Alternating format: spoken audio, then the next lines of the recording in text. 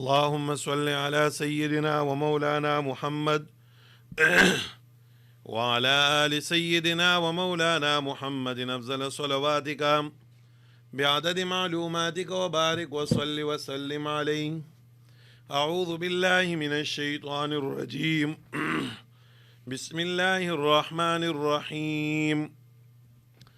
سبحانك لا علم لنا إلا ما علمتنا إنك أنت العليم الحكيم.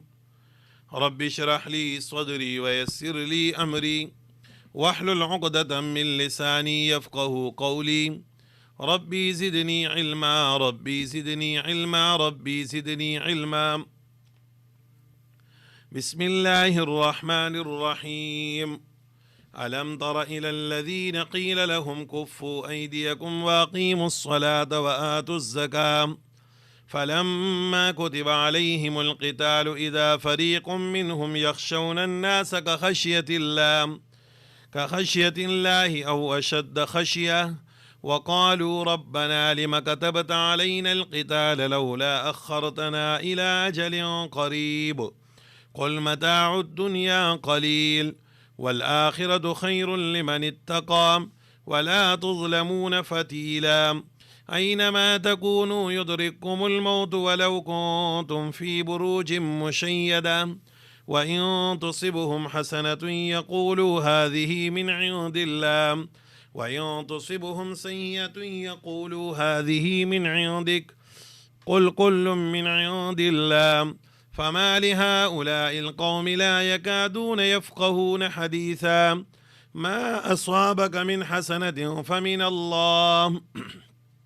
وما أصابك من سيئة فمن نفسك وأرسلناك للناس رسولا وكفى بالله شهيدا. من يطع الرسول فقد أطاع الله ومن تولى فما أرسلناك عليهم حفيظا.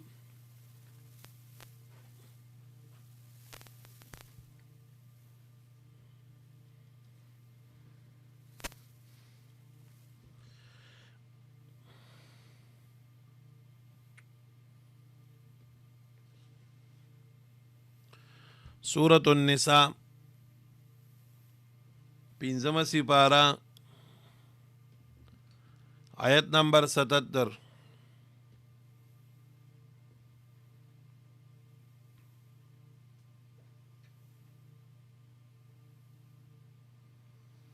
سورة النساء پنځمه سپاره آیت نمبر 77.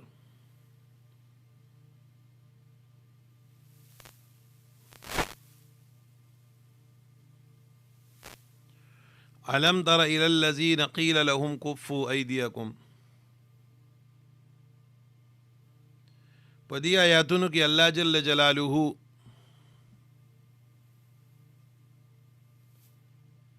زجر بیانې منافقانو ته چې منافقانو کله د جهاد حکم نور راغلی نو دغه ناری لګولې چې جهاد حکم بکل راځي مونږ سره خو بدو شو دا خو چې کله الله پاک د جهاد حکم راولېږو نو بیا یې رو د دې خبرې نه انکار وکړو بیا د جهاد نه متښتېدل. اصل کې داسې وه چې په مکه معظمه کې د مسلمانانو کم دورو نو دغه دور ډیر زیات د تکالیف او د مصیبتونو نه ډک و.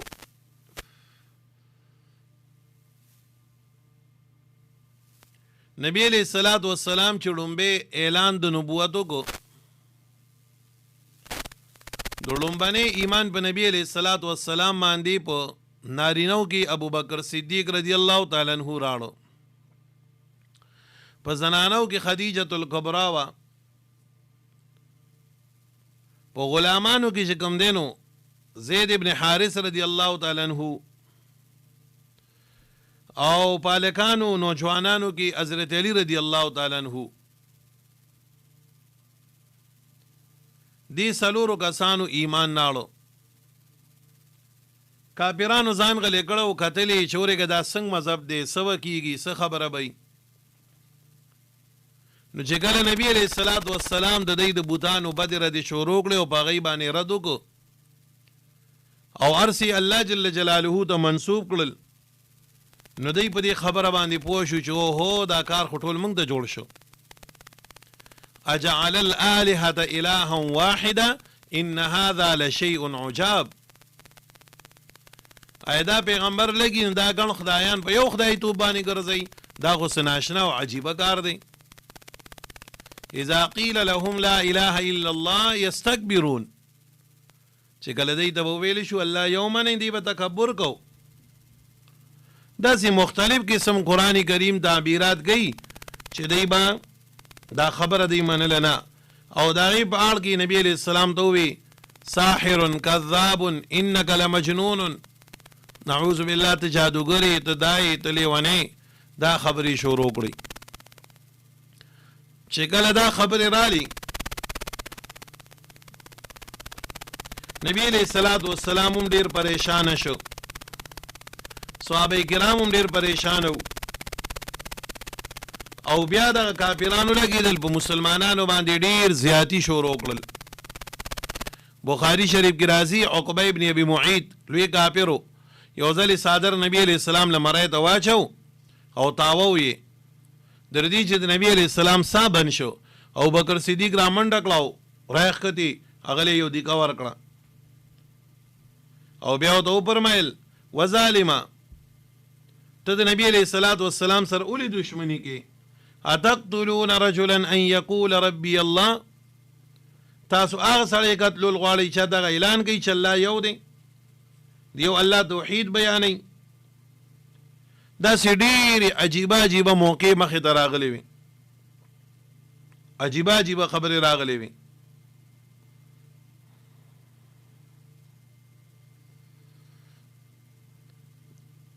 په سړو کې لومبه شهادت چراغ لومبه د شهادت موقع چې شروع شو په نارینو کې د نبی علیہ الصلوۃ والسلام یو پرکټیو د حضرت خدیجه الکبرى رضی الله تعالی عنها بچیو دا غنوم د حارث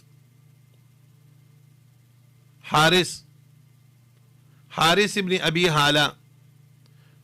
دا ابو حاله د نبی حضرت خدیجه الکبرى لمنه خاوندو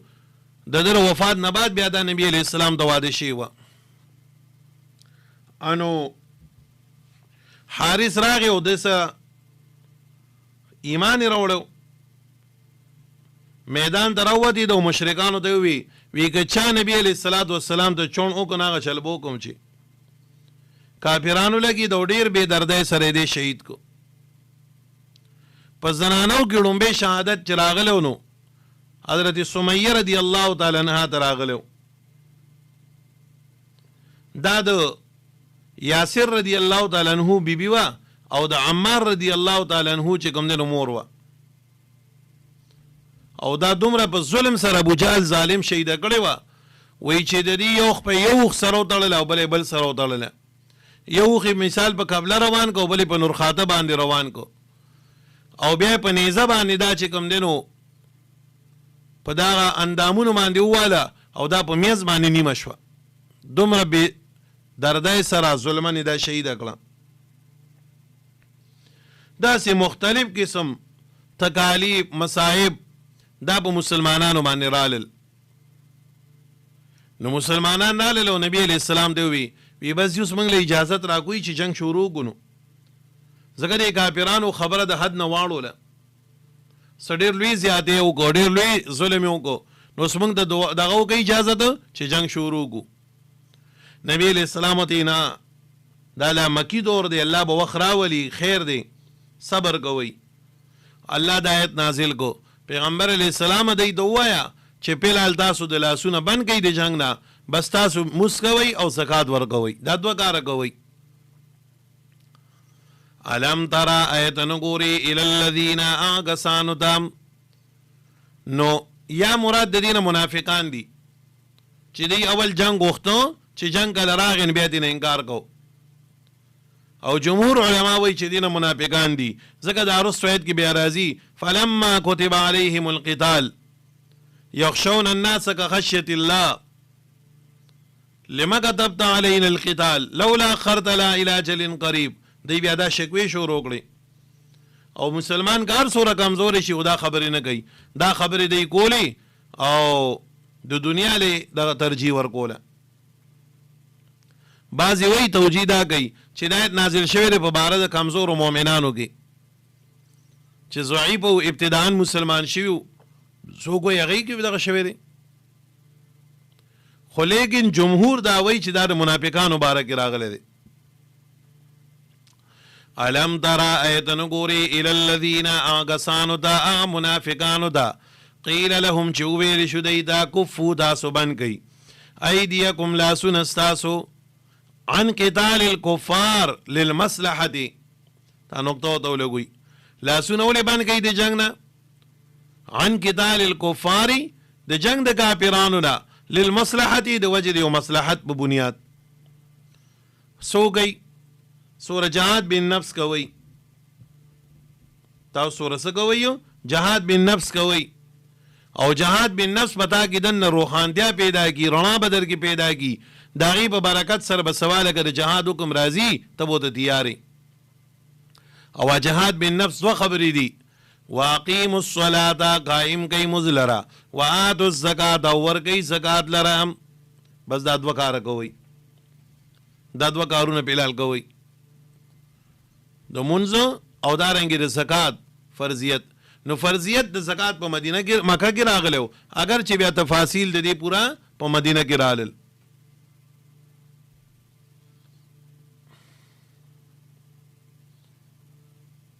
نبی علیہ الصلوۃ والسلام وی چې د اقیم الصلاة حکم راغی نو نبی علیہ الصلوۃ والسلام په دغه وخت کې غار حرا ته او جبرئیل علیہ الصلوۃ والسلام براته وحی به راړه. نو چې دا خبر راغی نو نبی علیہ الصلوۃ والسلام جبرئیل لاغه والله تعالی د غر د پاسه یو چینه جاری کړه. وای نبی اسلام ته ما ته ګور او داس بداسې کې نو داسې وداو کو او بیا د موس چلو خو هغه ټیم کې نبی علیہ السلام دو منځونه کول. روایتو کې راځي یو د سار یو د مازیګر، 5 منځونه لا فرض نو. اگر چې یو روایت کې راغلی چې د چاش موز به وسره کو، د چاش موز به وسره کو. دا بیا چې نبی علیہ السلام مبارک معراج ته لاړو د معراج په شپه باندې دا 5 منځونه بیا پرش شو، 5 منځونه بیا هلته کې پرش شو. نو الله وی اقیموا الصلاة موس کوئ ښه، په موس کې کمې کوتاهي مه کوئ، وردا به تاسو له ډېر لوی نقصان درکوي، ډېر لوی نقصان. نن خلک د مونځ نه څومره غافله دی.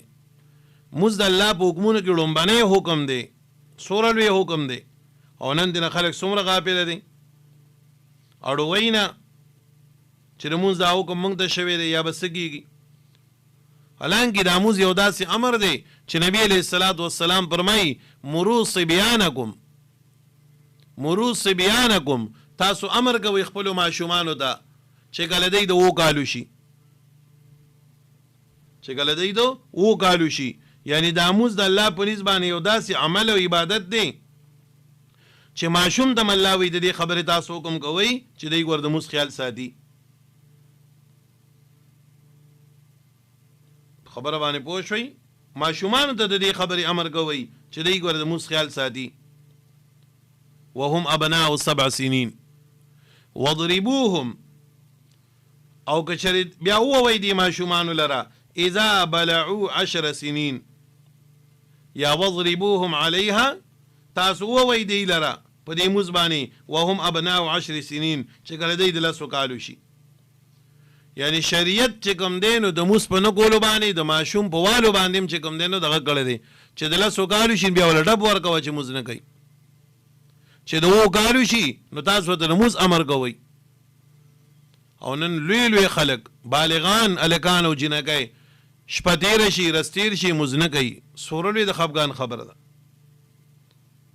دا خو اوس خلکو کې سستی راغله، کمې راغې، د مونځ دا پرېښودل څوک څه ګڼي نه. یعنې زمونږ چې کوم ائمه 4 دي، 4 امامان،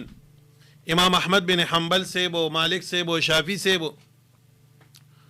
امام صاحب، د موس په باب کې د هغې دغه وګوره ته امام احمد بن حنبل رحمت الله علیه خو فرمایي چې چا قصدن عمدن یو موس پرېښود فقط د کافر شو دی کافر شو وی نکاح به دوباره کوي کلمه به وی سوره سخت مذهب دی د امام احمد بن حنبل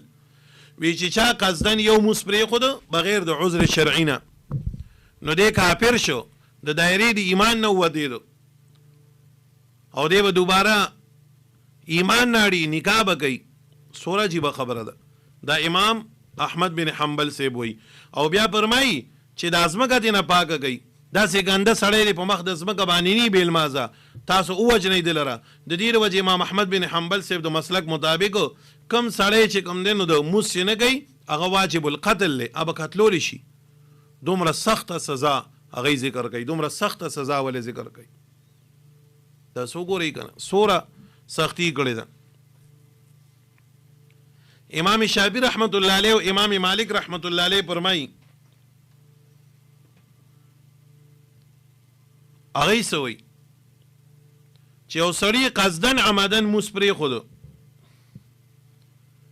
د قصدن عمدن پرېښودلو مقصد دا دی چې یعنې ده ته څه عذر شرعي نو هسې به یې سړی پرېښودو نو هغوی دواړه دا وایي چې کافر خو نه شو کافر خو نه شو خو لیکن دومره ناکاره جرم یې وکړه چې دی واجب القتل دی دنه به د ځمکه صفا کولی شي دی به لر کولی شي او زمونږ امام صاحب رحمت الله علیه فرمایي چا چې قصدن عمدن موس پرېښودو نو دی به په جیل کې بندولی شي چې یا چغې ووایي توبه وباسي او یا په دغه جیل کې وله مرګ راشي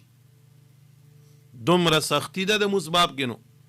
او نن خلک موس په وړه وړه خبره باندې پرېږدي پروايي ني اړوي نه چې دا به کېږي څه د دې مقصد څه دی او دا موس څنګه چللی څه طریقې کار دی حافظ ابن قیم رحمه الله دا یو ډېر لوی محدث د خپل زمانې تیر شوی دی د یو کتاب لیکلی د هغې نوم دی کتاب الروح په کتاب الروح کې دی یو واقع لیکلی ده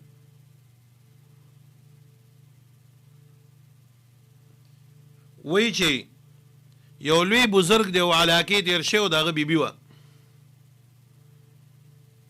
یو یې ځوان بچی وه یو یې چې کوم دی نو ځوانه جینۍ وه لور وه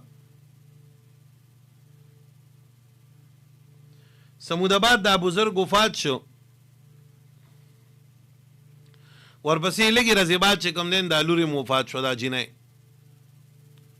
وایي دا جینۍ چې خلکو څنګه قبر کې دفن کړه جنازه څه وشو دفن وشو انو چې خلک را روان شون د دې د قبر نه لوګي خاتېدل او دې کې یو بړک شو اور پې ولګېدو په قبر باندې خلکو عجیبه محسوسه کړی څه چلو شو یار څه چلو شو او ډېر خلک ویرېدل پریشانه شو د غالب کور ته راغی توره یې راواغستې دا مور ته وی مور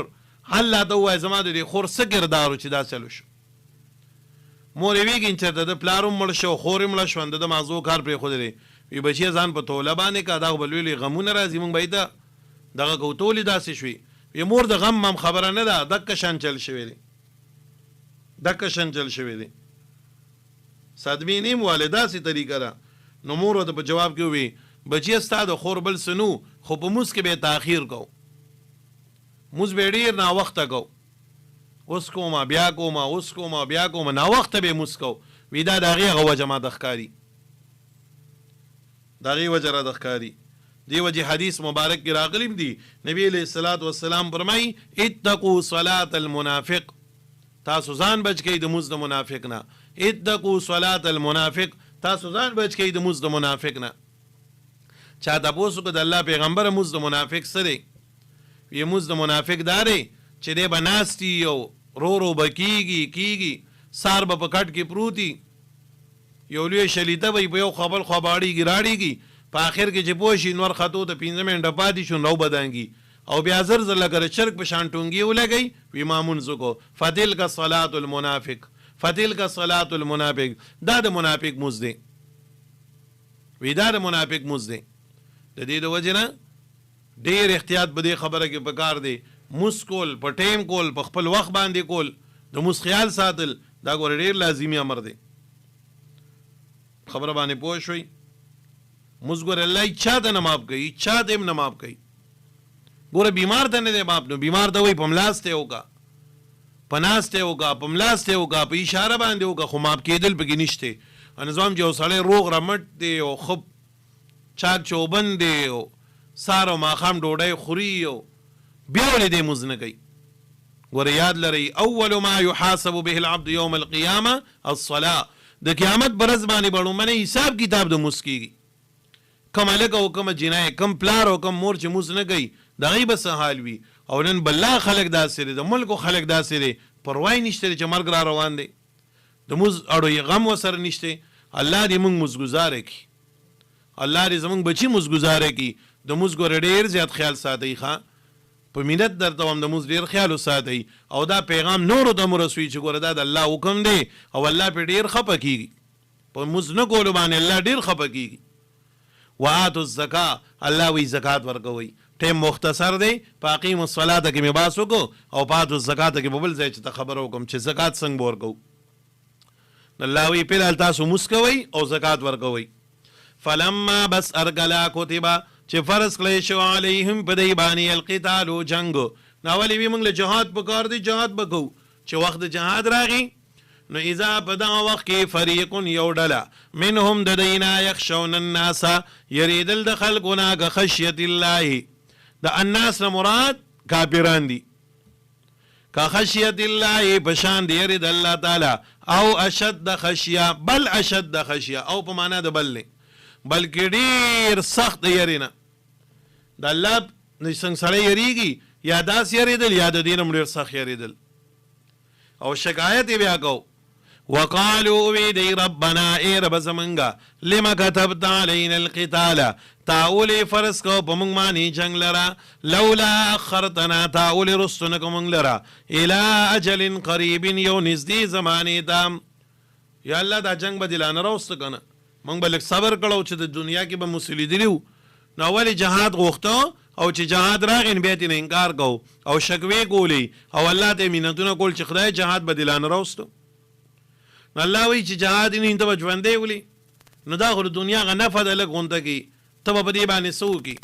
او مرګ خو په جهاد باندې دی، مرګ خو چې الله چاله کم ټایم کې لیکلی دی په هغه وخت باندې به راځي. مرګ خو چې الله چاله کم ځای کې لیکلی دی په هغه وخت باندې به راځي. مرګ خو په جهادونو باندې دی.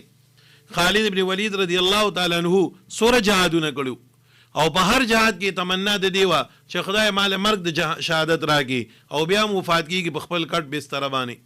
او چې غاسلان غسل ورګي نو یې سره پاسه اتیا زخمونه په بدن باندې داسې وو چې هر یو زخم دا ناره کوله چې زه دې مړ شم. خو چې الله ولا جهاد کې نو لیکلی په کور کې وفات کړ، دا په دې باندې نه ده.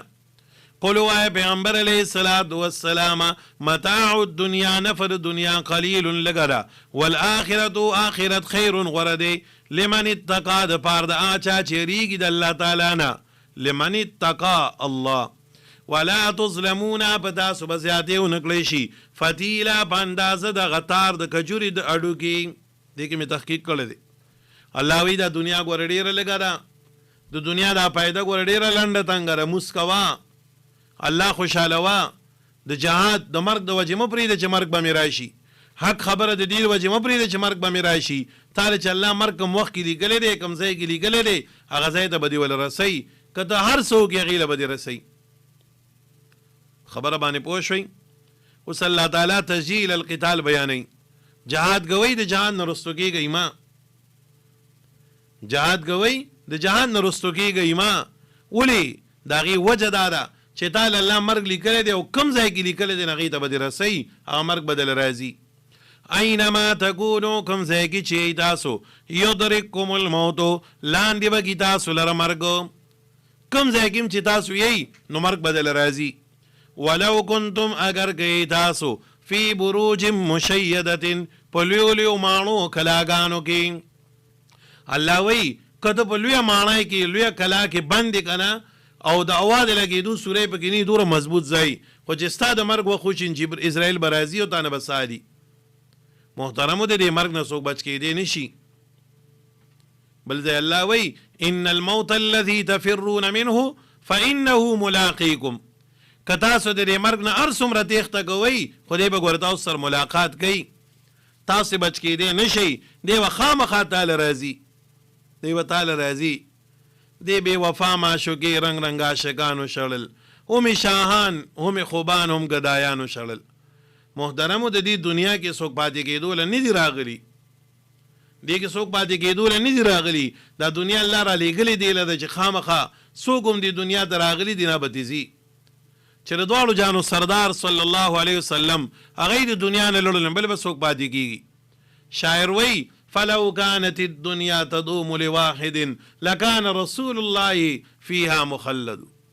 کچری په دې ځمکه باندې په دې دنیا کې څوک پاتې کېدی او دا دنیا د چا د مخ د وجې آباده وي نو د دواړو جانو سردار صلی الله علیه وسلم به وفات شوی نو خو چې هغه وفات شون څوک پاتې کېدی نشي هېڅ څوک پاتې کېدی نشي دا مرګ به خامخا راځي خامخا شاعر فرمایي عربی شاعر دی الا یا ساکن القصر المعلا ستدفن عن قريب في التراب له ملك ينادي كل يوم لدول الموت وابنو للخراب او د غټو غټو مانو جوړون کیا اے د غټو غټو کلاګانو کې اوسیدون کیا اے د بنگلو د ماربل اوسیدون کیا الا یا ساکن القصر المعلا ستدفن عن قريب في التراب عن قريب د چداغا ان قریب دا چې ته په دې خارو کې دفن کولی شي له ملک ینادي کل یوم هر ورځ هر سحر یو ملایکه راځي او دغه اعلان کوي له ملک ینادي کل یوم لدول الموت وابنو للخراب او دا تاسو څه جوړوئ دا به خرابېږي تاسو پیدا کېږئ د مرګ دپاره دا مرګ الله تاسو لر پیدا کړی دی دا مرګ به د خامخا راځي تاسو د دې نه بچ کېدی نه شئ چاله سبب اوبه ګرځولې دي چاله سبب ټوپک ګرځولې دی چاله سبب بجلی ګرځولې ده چاله سبب پنسي ګرځولې ده چاله مرض ګرځولې دی سبب بوله جوړېږي په یو طرف باندې او تاسو به د دنیا نه ځئ پاتې کېدی نه شئ پاتې کېدی نه شئ خامخا د دې دنیا نه تګ دی عبدالرحمن بابا یو ځای کې وایي ډېرې ماتې کړې مرۍ د قبرجنو چې د قبره به یې نه کتل هېڅ چا ته دا مرګ خو داسې شی دی که نه دا مرګ یو داسې څیز دی چې د ډېرو متکبرینو مرۍ ماتې کړې تاسو وګورئ څومره غټ غټ متکبرانو لوی لوی بریتانې پرېښودي وو د ګرځېدو چل وله په ځمکه نه ورته یو لوی خشم و نشه کې به ګرځېدل او چې کېناسته و پاڅېده به د تکبر نه به ډک و خو چې مرګ راغی داسې راجمع کړو چې خلک ورته حیران دي ډېرې ماتې کړې مرۍ د قبرجنو چې د قبره به یې نه کتل هېڅ چا ته بادشاهانی واړه خاک د بیابان کړو بابا وی بادشاهانی واړه خاک د بیابان کو نظر وکړه سکندر پسې دارا ته وګوره سکندر ته وګوره لوی لوی بادشاهانو نومې و خو چې کله مرګ راغی نو داسې د بیابان والا خاک یې وګرځول تاسو به د خپل ځمکه باندې سوچ وکئ څومره بادشاهان تېر شو دا پلانکې خان دی دا پلانکې خان دی او داسې نومونه خو چې مرګ راغی داسې را جمع کړه که نه لکه د پارمي چرګوړي را جمع کړو دنیا ته وخول چې ګورې او مرګ نه بچ کېدی نه شي د مرګ نه بچ کېدی نه شي دا مرګ الله تعالی پیدا کړی دی دی به خامخا راځي د دې نه په هېڅ لاره باندې بچ کېدل نشته په هېڅ لاره باندې د بچ کېدل نشته دی نو مرګ را روان دی نه الله وایي تاسو ولې داسې کوئ چې مونځ نه کوئ تاسو ولې داسې کوئ چې زکات نه ورکوئ کالي دي بل جمع کړي دي زکات نه ورکوئ مرګ دی را روان دی بل پیسې سره دي او حج له نه ځي مرګ دی را روان دی اینما تکونو یدرککم الموت کم ځای به بچ کېږي د مرګ نه بچ کېدل نه کېږي ښه چاله یو سبب چاله بل سبب چاله څنګه چاله مخکې چاله رستو بس یو سبب ول الله ګرځولی دی هغه سبب ته یې رسوي مخکې یو ځای کې موږ ناست وو یو استاد و د پالستر هغې خبره کوله دې ډېره زمانه وشوه وی چې زموږ ملګري وو پالستریان و هغوی به پالستر کوو انو څلور کوازې د یو بل له پاسه تړلې وې په څلورمه کوازه باندې اړم و د مازدیګري ټیم و اوبه یې اچولې سارلی کار سمو چې پالستر به پې کوو وایي چې هغه موږ ته دا خبره کوله وی موږ ته یې بس راکوزېږه ملګرو ته یې چې راکوزېږه چې ځو وی بس دا دی در کوزېږم ایدی کې بس ناڅاپه یو چاله ماته شوه کوازه په کته را روانه شوه څلور چته کوازه کم از کم زه به دا ووایم چې دا به یو 20 22 25 فوټ کې اوچته وه. ای چې کوازه په کته باندې را روانه شوه که نه وی خلکو چغې کړې د کورونو نه چغې راغلې. ای کوازه سیده راتله په کته باندې کېناسته او دی بانس پورې ځونډو وی داسې صحیح سلامت کېناسته لکه کټ کې چې بنده ناستي او کته خپره کته کي روغ رمټ. وی دا مبارکۍ وي خلکو چې شکر دی الله بچ کړي دا خو لوی کار وشو د کوم ځای نه رالې تس نس به وي بس خانه دا خبرې وشوې. وی بیا چې کله ملګرو جامې بدلې کړي کار والا او دی را روانېدل وی دی ورته چې موږ له بوس ځلوبی رالې ګوره خدای د مرګ نه بچ کړي. وی چې بس رالم دله کښېنئ. وی د کوره مالک وی زه د بچۍ راړم دی د ځلوبی راړي. وی داسې ته په روډ باندې اړېده ځلوبوله او ناګهانه یو ګاډی راغی چې اوچت یې کړ بس وی و او په ځای باندې مړ شو. وی خلک اریانو چې یا الله د مرګ د خولې نه هغه ځای نه دې بچ کړم دې ځای کې نو ما سوچ کوو که وازه ماتېدل دا هم یو لوی کار و خو دغه ټایم کې لا د دنیا کې سوونه پاتې وو. اسرائیل ته الله وي چې لړ شه خو لا ساتې ماله لا ساتې خو چې ټایم یې پوره شو نو کوم ځای کې دغه شو. نو محترم وګوره چا ته خپل وخت نه دی معلوم چا ته ټایم نه دی معلوم چا ته سبب نه دی معلوم په څه باندې مړېږي کوم ځای کې مړېږي کله مړېږي هېڅ چا ته بده نشته دی. دې وجې نه مرګ له تیارې په کار دی ښه او دا موس په تیاري د مرګ کې د ټولو نه لوی تیارې دی. فرایضو کم از کم خیال ساتل نوافلو باندې خو الله ته بنده نږدې کېږي هغه درجې دي خو ګورې فرایض خو زمونږ په اوږو باندې پراته دي د دې خیال ساتل په دې کې به کمې کوتاهي نه کوو. ګورې الله وفرمیل اینما تکونو کم ځای کې چې تاسو یدرککم الموت لاندې به کې تاسو لره مرګ ولو کنتم اگر کې تاسو فی بروج مشیدة په کلاګانو مضبوطو کې وان تصبهم که چرې ورسیږي دي منافقانو ته حسنة خسته حال فتح راشي غنیمت راشي یقولو دی وی هذه من عند الله دا د جانب د الله تعالی نه دی وان تصبهم که چرې ورسیږي دی د سیئة تکلیف افت پې راشي مصیبت پې راشي کات پې راشي یقولو دی وی هذه من عندک ای پیغمبره دا د وجې ستا نه دی بدپالي نیسي په نبي علیه السلام ای هذه من سوء تدبیرک دا ستا هغه ناکاره تدبیر دی چې د هغې د وجې نه موږ ته دا دومره لوی ټینشن او نقصان نه ورسېدو. بیا دی دا خبرې کوي الله وینا والقدر خیره و شره من الله تعالی خیر او شر ټول الله ورکوي خیر او شر ټول الله سره دی. دا ولې وایي چې دا د وجې دا د پلانکي د وجې نه ټول خیرونه او شرونه الله سره دي دا خبره مه کوئ. قل اوایه پیغمبر علیه الصلاة والسلام کلن دی کلن کې دا تنوین عوض د مضاف الیه نه دی ای کل من الحسنة والسیئة تمام که خیر دی او که شر دی من عند الله دا د جانب د الله تعالی نه دی خلقا لا کسبا کسب د پیدایش د شر الله کوي او کسب بنده کوي. دې کې رد دی په معتزلو دا د علم کلام یو مسله ده. فما لهؤلاء القوم سدي د پاره د دې خلکو لا یکادون چې دی نه نږدې کېږي یفقهون چې دی پوه شي حدیثا په خبره باندې. الله وی دې خلکو ځان نه دی پېژندلی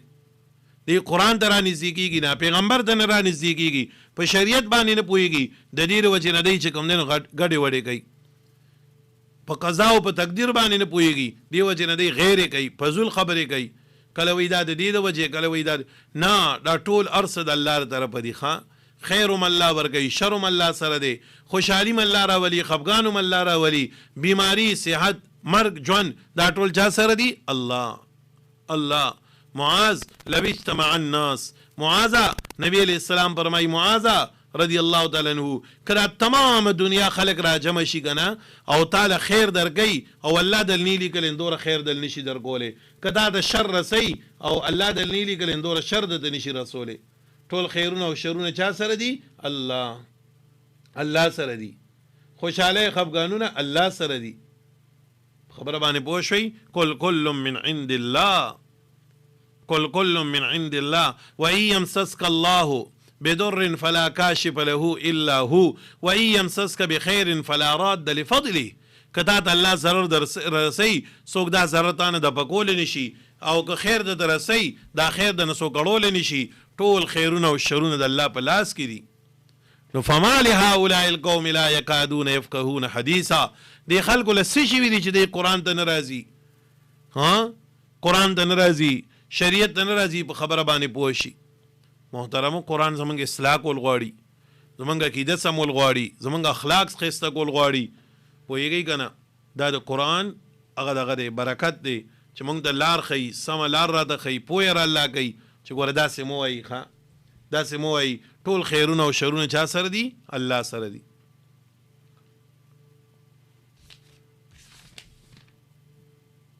ها بس دا ډېر دی. ښه لږ د دې حج په حوالې سره یو څو خبرې کومه، نو بیا به په هغې ټایم لګي، دا کافي دی. ترجمې ته وګورئ. الم ترى ایتن ګورې الی الذین هغه منافقانو ته قیل لهم چې وویل شو دی ده کفو بند کوئ ایدیکم لاسونه ستاسو عن قتال الکفار واقیموا الصلاة او قائم کوئ مونځ لره وآتوا الزکاة او ورکوئ زکات لره فلما بس ارکلا کتبه چې فرض کړی شو علیهم په دی باندې القتالو جنګو اذا په دغه وخت کې فریق یو ډله منهم د دی نه یخشون الناس د یریږي د خلکونه که خشیت الله په شان د یری د الله تعالی او اشد د خشیه یا ډېر سخت د یری نه وقالو دی وایي ربنا ای رب زمونږه لم کتبتا تا ولې فرض کو علینا په موږ باندې القتال جنګ لره لولا اخرتنا تا ولې رستونه کو موږ لره الی اجل قریب اغه نیټې نږدې ده قل وای پیغمبر علیہ الصلوۃ والسلام متاع الدنیا نفر دنیا قلیل لگرا والآخرت واخرت خیر غردی لمن اتقى د پار د اچا چې ریږي د الله تعالی نه ولا تظلمون بداس وساته ونکلی شي فتیلا په اندازه تار د برابر د کچوري داړو کې اينما تکونو کوم ځای کې چې تاسو یدرککم الموت لاندې بکی تاسو لره مرګ ولو کنتم اگر گئی تاسو فی بروج مشیدة پاکلاګانو مضبوطو کې وان تصبهم کچری ورسیږي دی دا حسنه خسته حالو یقولو دی وی هذه من عند الله دار جانب د الله تعالی نه دی وَإِن تُصِبْهُمْ كَشَرِ أُرَسِيگِ دیتا سیئتن بدحال و تکلیبو یقولو دی وی هذه دا من عندکا دا طرفستان دی پیغمبرا پا نبی علیہ السلام آنی بدفالی کئی فمالی قلو آئے پیغمبر علیہ السلام کلن دا طولو من عند اللہ دا جانب دا اللہ تعالیٰ ندے فمالی هؤلاء القومی سشوی دی دا پار دی قوم لا یکادونا چھ دی نزدیکی گی یفقهونا چھ دی پوشی حدیثا بخبر باندے او په اسلام کې بدفعلی نشته دی ښه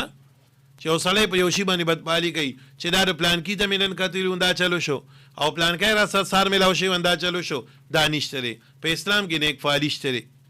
نیک فعلی شته او بدفعلی نشته دی ښه جی د دې حج متعلق د یو دو خبرې کومه سکال زمونږ د پاکستان چې کوم د ګورنمنټ پالیسی ده د حج نالک داسې د نورو کلونو نه بدله ده هر کال بس نوی نوی انقلاب راځي نوی نه دغه راځي که ستاسو خیالي نو نور کال چې به کله د حج فیصله کېده نو هغه به بیا په دغه کې کېده په هغه شعبان کې رجب کې خلکو به داخلې کولې لکه اوس ودم شپږو میاشتې لا پاتې دي خو سږ کال زموږ د ګورنمنټ طرف نه موږ لا په حج کې وو په مینا کې وو چې هغوی اعلان وکړو د نوي حج د پالیسۍ او بیا ورپسې چې کوم دین د دې خبرې اعلان وشو چې در 9 جولای پورې بیا پکې لږ غونډه کې یو ورځ به اضافه وکړه تر 11 جولای پورې کومو خلکو رجسټریشن وکړئ باج لذي نور بنځي بیا چې کوم دین د اگست د لومړني تاریخونه باقاعده داخلي شروع شوي په هغه داخلو کې نن اخیرنۍ ورځ ده خو داخلي داسې وي چې هغه په اول کې وي چې خیر دی هغه خلکو چې رجسټریشن کړی دی هغوی به داخله کوي خو چونکې هغه په کوټه هغې باندې پوره نه شوه چې برابر نه شوه نو بیا ورپسې دوباره دا خبره وکړه چې اوس کومو خلکو رجسټریشن نه دی کړی هغوی هم داخله کولی شي نو هغه داخلي محترمو شروع وي نن د هغې کړی اخیرنۍ لمحه ده نن اخیرنۍ ورځ دغه داخلو د حج نو ما دا ضروري وګڼله چې تاسو سره په دې باندې یو خبره د وکړم تاسو پوه شئ کومو حضراتو له چې الله پاک توفیق ورکړی دی او هغه د حج اراده وه نو بس نیت الله ته مخامخ کوي او ورپاسئ په دې کې سستی مه کوئ ښه تیر کالم دغه شان الحمدلله د دې ځای نه موږ دعوت وچلو او د هغې دعوت په برکت سره الله پاک ډېر خلک تیار کړو حج کې به اکثر ملګري ما سره د دې ګیر چاپېره زموږ د دې ضلعې د دې نورو اضلاعو میلاو شو ما ته به ووي چیرې جی دا دغه درس برکت چې الله پاک موږ جذبه پیدا کړه موږ رالو. نو چې کومه وروڼو خویندو دغه اراده وه چې موږ به حج لزو او د حج اراده لري نو نن تاسو بس نیت وکئ توکل وکئ د الله په ذات باندې پاسئ بس. او ګوره دا حج د الله د فرایضو نه یو حکم دی فرض دی دا ساکتیږي نه. دې کې ګوره دا یو مسله یاد لرئ یو سړی د مثال هغه پنشن ناړو یو سړی د هغه د پیسې میلاو شوي او په هغه کال باندې هغه حج ونه کو چېره بیا به وکړمه او بیا هغه پیسې د په آبادۍ باندې یا په څه باندې ولګولې خو په کال باندې د سر پیسې په لاس کې راغلې وي نو ګورې په ده باندې حج فرض شوی دی. دا حج به اوس نه ساکتېږي صرف او صرف به ساکتېږي بس په ادایګۍ سره. نو ګورې په چا باندې چې حج فرض شوی دی نو بس نیت وکئ اراده وکئ الله به اخلاصئ الله به مو بوزي. تاسو وګورئ که نه کله کله زمونږ په ګاونډ کې یو مرله دوه مرلې ځای خرڅېږي یا کور خلک څه وایي هی خیر دی ځان به پیلان تنګ کو خو سبا له به خدای دا قرض خلاص کړي خو دا کور خو به زمونږ شي که نه. دغه شان محترم و هغه خو کور که دې واغسته او که دې وانغسته وخت تېرېږي خو ګوره یاد لره دا په تا باندې فرض شوی دی الله به د دې تپوس کوي. دغه شانتې جذبه وکوه قرض رالم خو زه وځمه د الله دا حکم پوره کومه الله به اخلاصوي. نو چې د غیرت کې الله ستانه ډېر غیرتي دی الله به در سره ښکلې فیصلې کوي. نو یو خدا ګوره د الله حکم دی فرض دی او څومره وعیدات راغلي چې په کومو خلکو باندې حج فرض شوی دی او حج نه کوي ګوره پای څومره وعیدات راغلي دي. د دې د وجې نه زما د ټولو خدمت کې دا درخواست دی چې نن پکې اخیرنۍ ورځ ده شاید چې داسې مو شي چې بیا حکومت په دې کې لږونته کې اضافه وکړي د ورځو دا هم کیدی شي خو لیکن چې کوم قانوني طور دغه دی او که نن کوټه پوره شون بیا خو یې نه کوي ځکه موږ د سرکاري چې کومه کوټه وه ټوټل نو هغه 1,18,210 کسانو دا تقریبا 19,000 کسان د حکومت ځان سره کوټه پرېږدي د خپل لغه لپاره. نو ټوله کوټه د سرکاري چې ونه 1,18,210 کسانو په هغې کې در پرونه پورې چې کومې داخلي شوي دي در پرونه پورې نو 1,05,385 داخلي شوي دي 1,05,385 داخلي شوي دي. اوس باقاعده چې کومې داخلي د سرکاري کوټې لاندې پاتې دي او نن بکېږي نو 12,825 کسان 12,825 کسان دا داخله کولی شي. نو دا ګوره ډېر لږ دي دا موږ 12,000 صوابۍ ته نه ګورو دا به موږ مردانو پېښور ته نه ګورو دا به موږ آل پاکستان ته ګورو. په دې کې به سند کې کېږي بلوچستان کې به کېږي په پنجاب کې به کېږي KB کې به کېږي. د دې د وجې نه نر هغه دی چې جذبه یې ښکاره کړه ورپاسېدو 12,000 داخلي ګوره هېڅ شی نه دا په یو ورځ کې برابرېږي ځکه دغه شیډول چې ما وکتل د ورځې پکې 14,000 داخلي هم شوي دي. نو بهی کومو حضراتو ته چې حج پاتې دی کومو خویندو میندو سره کالي دي او حج پې فرض شوی دی نن سبا چې یو سړي سره 13-14 لاک روپۍ د خپل ضرورت د علاوه پرتې دي بس د باندې حج فرض دی حج پې فرض دی. نو ما پرون جمعې بیان کې هم دا خبره وکړه ما یو زنانه د هغې سره 15 تولې کالی دی نو دا خو نن 15-14 لکه روپۍ دي په دې خو حج خود فرض دی. نو بله خلکو سره کالی دي او پیسې دي خو خیال یې نه دی دې خبرې ته خیال یې نه دی. الله دپاره الله نه ویریږئ او ورپاسئ د دې حج داخله وکئ د حج دپاره داخلې وکئ ځکه حدیث کې راځي نبي علیه السلام فرمایي چاله چې الله پاک مال ورکړی دی که نارینه ده او که زنانه او حج پې فرض شوی دی او حج ونه کو نو د مرګ وخت کې که دی یهودي ځي له دنیا نه او که عیسایي ځي زما په دین او ملت باندې نه دی څومره سخته خبره ده. او نن بله خلک بله نارینه او زنانه پلاټونه دي پیسې دي او کورونه دي او دا دي بله کډې را جمع کړي دي او چې د حج خبره راځي بیا وایي نشته ور دې کې کمې مه کوئ ښه دې کې کمې ګوتای مه کوئ د حج داخلې وکئ نن پکې اخیرنۍ ورځ ده او نر هغه دی چې بس هغه پهلې آیې پهلې پایې څوک لومبۍ راغی دغه داخله به شوي ټیک ده بیا به دا پرایویټ کوټه به بیا مي دا نه کین چې دې سره به بند شي خو سرکاري چې کوم حضرات تلل غواړي نو هغوی ګوره تلوار وکئ. بل زه دا خبره کوم چې سږ کال پرایویټ کوټه به کمی د هغې وجه دا دی چې تېر کال 67,000 کسانو پرایویټ کې داخلي کړې وي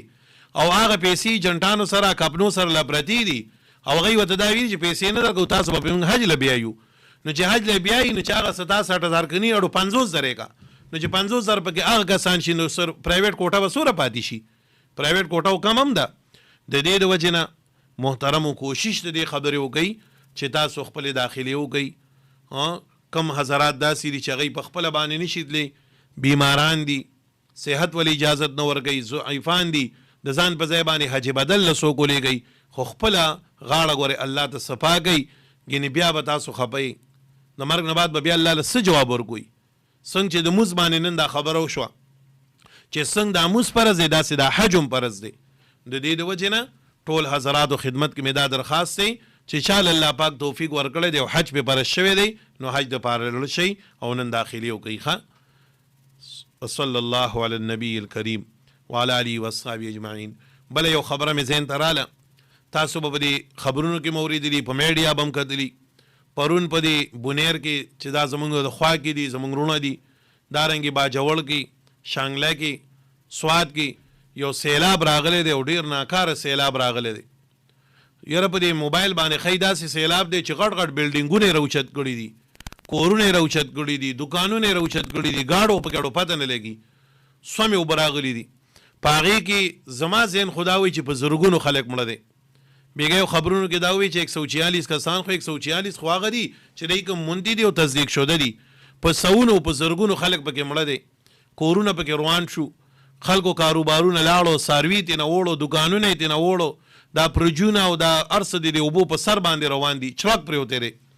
نو بس دا د الله طرف نه حادثې دي راځي. الله دې موږ تاسو ټول د حوادثو نه بچ کړي، الله دې موږ د آفتونو نه وساتي. خو دې وخت کې موږ تعالی څه کول پکار دي، په هغې باندې خو آفت او مصیبت راغی موږ له یو خو د هغې دپاره ټول دعاګانې غواړئ چې کوم خلک په هغې کې وفات شوی دی الله دې د هغې شهادتونه مبارک کړي، الله دې ول شهادتونه ورکړي. دویم چې په هغې کې کوم خلک یتیمانان شه الله دې د هغې حفاظت وکړي. بیګا یو مولوي صاحب میسج کړی دی، د بناتو مدرسه چلی، وی چې ما سره یو جنۍ ده د بونیرو په مدرسه کې او ماما یې ټلیفون وکړو د قطر نه، وی ما دې وی چې هغه واړه تاسو سره حاضره ده؟ او جی حاضره ده. وی موږ سره رابطه کېده ماما، وی ما دې مخکې غږ مه کوه، خو د دوی مور او پلار او وروڼه خویندې ټول اوبه وړي دي او مړه دي پکې، بس دې جنۍ ته څه وایم خو سره د کور او مور او پلار وروڼه یې ټولې اوبه وړي دي او مړه دي. وی چې دې مخکې غږ مه کوو، بس زه له ټیکټ کټ کوم درځم، بیا به دې له تسلي کوو چې هر څه بیا به مخکې کوو، خو دې مخکې چوڼو نه کړي. او هغه جنۍ بیا ما ته مازدیګري کې وویل چې یاره جي زما کور نه ما پسې پیسې راغلي خو ما ته راونه رسېدې، ما زر د جیبه ورکړې چې یاره دا خبره د پن شي پته ونه لګي چې دې ته پته ونه لګي. نو دومره حادثې پکې راغلي دي، کورونه پکې روان دي، پوره خاندانونه پکې تللي دي. نو یو خو د ټولو خلکو دپاره دعا درخواست درته کومه چې دغه حادثې دپاره دعا وکړئ چې دغه زموږ وروڼه خویندې کوم شهیدان دي الله دې ول شهادت مبارک کړي، کم بچی ترې نه پاتې شو، د چا نه مور پلار پاتې شو الله دې هغوی له صبر ورکړي، د چا کورونه تللي دي مالي نقصان یې شوی دی الله دې هغوی له هغه مالي تلافي وکړي. دویم دا دی چې ګوره دې وخت کې هغوی باندې حادثه ده، موږ تاسو له پکار دي چې موږ ورسره خوا کې زموږ ګاونډیان دي په موږ باندې حق دی د خپل شان مطابق تنظیمونو په طور باندې یا چې کوم زموږ ټرسټونه دي هغې په سطح باندې یا د خپلو امامانو سره علماو سره ملګرتیا وکړو او د هغې دپاره چانده، ځکه دې وخت کې چې سیلاب راشي کور دله وړي، هر څه دله ختم کړي، دغه خلکو ته د جامو ضرورت وي، دغه خلکو ته د خوراک څښاک بیا ضرورت وي. نو زه په هغه لیول خبره نه کوم، ما بیا تاسو ټرسټونو والا سره خو هم چې ستاسو په کې یو جذبه پردی چې په سل طریقه باندې هغې ته رسایي وکړئ او هغه متاثرینو سره مدد وکړئ. ګورې ښه دې وخت کې دا د الله امتحان دی په موږ، تاسو په هغې تکلیف راوستو، په موږ امتحان دی چې ورېږه دی به د خپل وروڼو متعلق څه سوچ کوي. نو هغې سره کلک ولاړه ملګرتیا او هغې سره دغه تعاون کول په دې کې دغه او دعا کوو چې الله دې موږ تاسو په آینده کې داسې حوادثو نه بچ کړي. دعا وکړئ الله تعالی زموږ او دې ټول نه رضا شي، الله زموږ او دې ټولو دنیا آخرت ښایسته کړي، الله موږ د حادثو د فتنو نه وساتي، الله موږ د حوادثو د فتنو نه وساتي. په دغه بونیر سوات او په دغه باجوړ کې چې کوم شهداو شو الله ایولیب کاټر پکې پروت دی، هغه هم چې کوم د 15 کسان شهیدان دي الله دې هغه ټولو ته شهادت مبارک کړي، الله دې د هغوی دا مرګ د شهادت وګرځوي او الله تعالی دې پسمندګانو ته صبر جمیل ورکړي، الله دې زموږ ستاسو ټول له رضا شي. دعا وکړئ سوره بیماران دي الله دې ول صحتونه ورکړي، الله دې زموږ ستاسو ټول استقامت نصیب کړي، الله دې زموږ ستاسو په ژوند کې خیر او برکت پیدا کړي، چې الله پې خوشحالېږي نه الله دې زموږ نه کار والي، چې الله پې خفه کېږي نه الله دې زموږ تاسو ټول وساتي. کومو حاجانو صاحبانو داخلي وکړي الله دې ول په دې عزم کې اراده کې برکت واچوي. کوم حضرات به نن داخلي کوي یا د دې بیان د وجې جذبې پیدا شوي الله ته ول جذبې مضبوطې کړي، حوصلې ول مضبوطې کړي بلداري ګوره بعضې خلکو باندې حج فرض وي خو غریبانان ته یا پته نه یې خیال نه دی ته لکه تاسو هم ډېرو ته پته نه وه نو زه دغه تبلیغي حضرات چې سوره زما دا درس اوري تبلیغیان ملګري یا امامان علما هغوی خدمت کې درخواست کوم چې تاسو وګورئ په دې خپلو محلو کې چمونو کې هغوی ته دعوت ورکوئ چې بهی په تا ګورئ حج فرض دی او دا یو میشن وچلوي الله به د دې په برکت سره تاسو هم حج له بیایي دا موږ چې تېر کال الله بوتلي خو د دې میشن د وجې بوتلي نو الله دپاره محنت کوئ خواري کوئ الله به مبوزي الله دې ټولو حاجیانو د سفر اسان کي الله دې ورته د پیسو لارې کولاو کي ارادي کړي دي الله دې ورته غیب و مدد وکړي او الله دې موږ ټول مزګزاره کړي الله دې زموږ ستاسو ټول استقامت نصیب کړي وفات شوده ته دې الله تعالی بخښنه وکړي او الله دې موږ په آینده کې د حوادثو نه بچ کړي الله دې زموږ ستاسو ټول دنیا آخرت ښایسته کړي ربنا تقبل منا انك انت السميع العليم وتب علينا انك انت التواب الرحيم برحمتك يا ارحم الراحمين